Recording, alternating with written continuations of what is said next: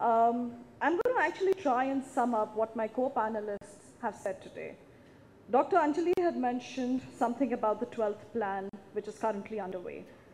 The approach to the 11th plan, if we just step slightly back, for education gave a lot of emphasis on quantity. And that's the reason why all of us got RTE. The approach to the 12th plan focuses on access and quality. Now, this itself helps us prepare the ground for transforming education. It is imperative that we look at transforming education holistically and not just in parts, whether that is professional development, whether that is what one of my co-panelists had mentioned, curriculum mapping or assessment practices, etc.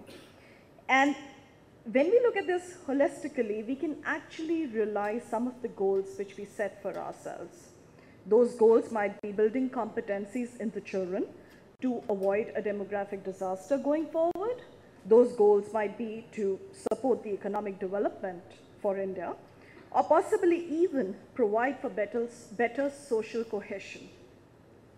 Education transformation is a systemic process.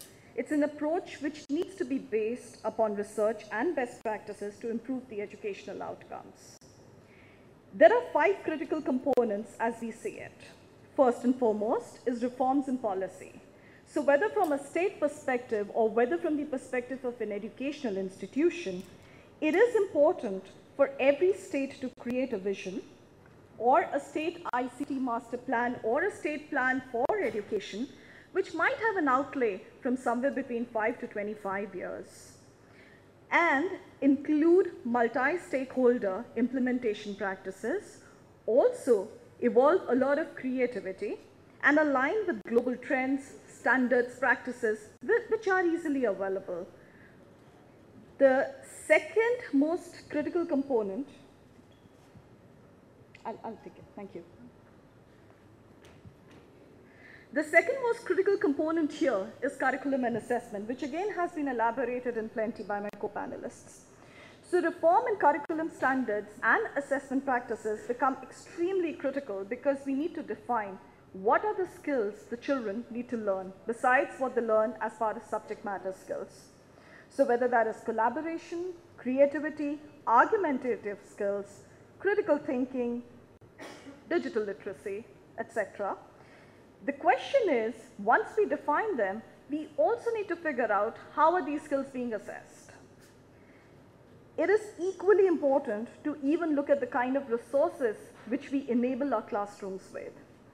We all know and understand that learning is no longer confined to the 4 walls of the classroom.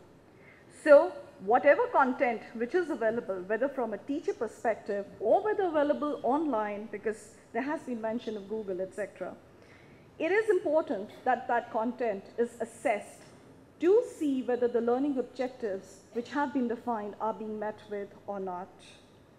The third critical component in this wheel of education transformation, or the circle of education transformation, is having a sustained and systemic professional development practice system in place for the teachers.